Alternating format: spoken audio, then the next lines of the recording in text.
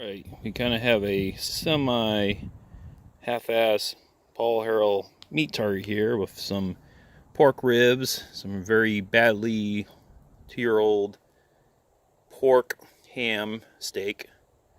And we got some pork neck bone and other material there as hard as a rock, and we're gonna try it with our regular ammunition, 180 grain 40 Smith & Wesson. See how she does. Cool.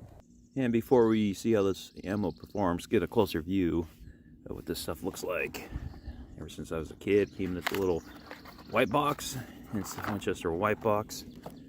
There's a little jacket and hollow point, and it comes in this little foam holders. And this stuff used to be cheap at the big box stores.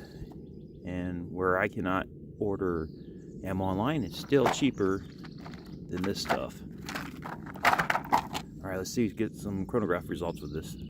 And if you don't like watching the chronograph segment, feel free to fast forward to this high-tech chart here. For that low ball there, that's pretty consistent. Yeah, it's not too bad. Now we're going to go ahead and continue with the Glock 27, same ammunition, Winchester white box, 180 grain, jacket hollow point. 939,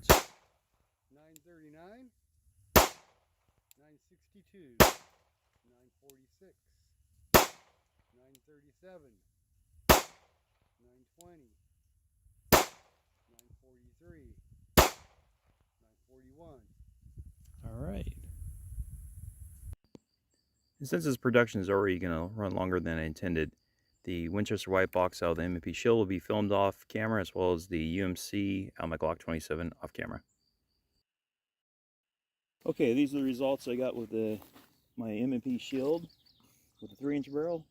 If I did my math correctly, I had a velocity of 928 with 341 foot-pounds of energy. Now for my Glock 27 with the Winchester white box, with its 3.43-inch barrel, these are the shots that were taken, and I had a total of 941 and 354. And for a close competitor, UMC jacket hollow point, I had out of the Glock 27, 959 and 367. So let's go back out and see how this thing performs out in the range. But before we go any further, a pop quiz. Can you identify what year range this Ford is?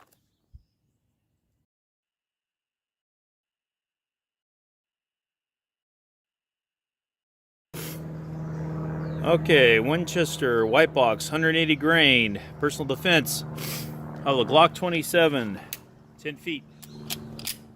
See what it does in the soda jugs.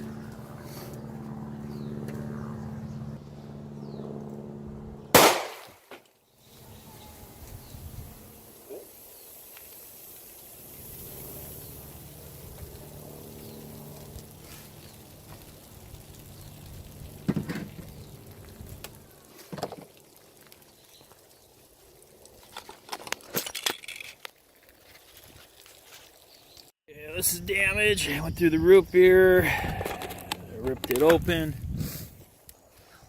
Then went through our other soda jug, and looks like glanced off it, and there's the bullet. Pretty nice expansion. Not bad for a cheap round. From the jacket, and it did get their Dr. Thunder as well. So yeah, not bad. And back to the Paul Harrell inspired meat target, and just for reference, this does have 4 layers of t-shirt. Let's see how this little Winchester white box 180 grain round performs.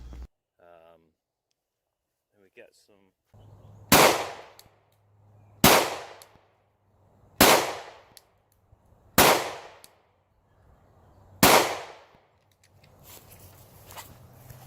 see the damage.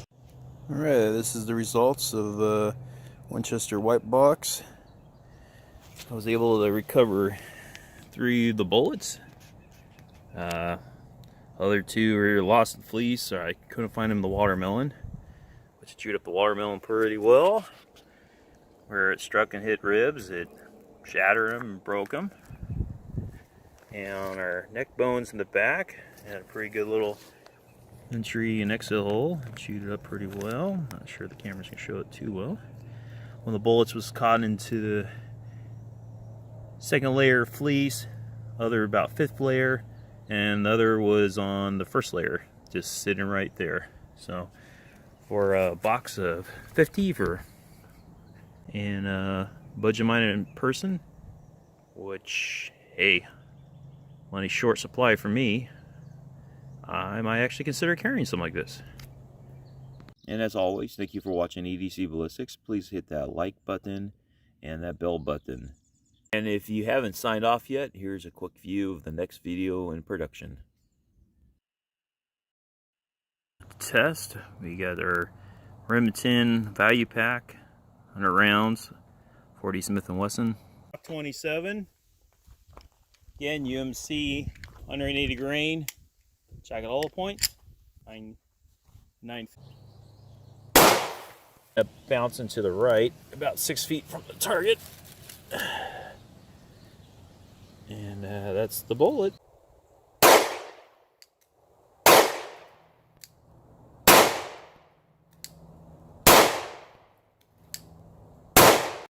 Alright, so this is the aftermath. Where I hit the watermelon, it mushed up pretty well. It pretty much fell apart when I took apart the meat target. And most of these were actually found in the fleece, fifth or first layers. As you see, a few of these did not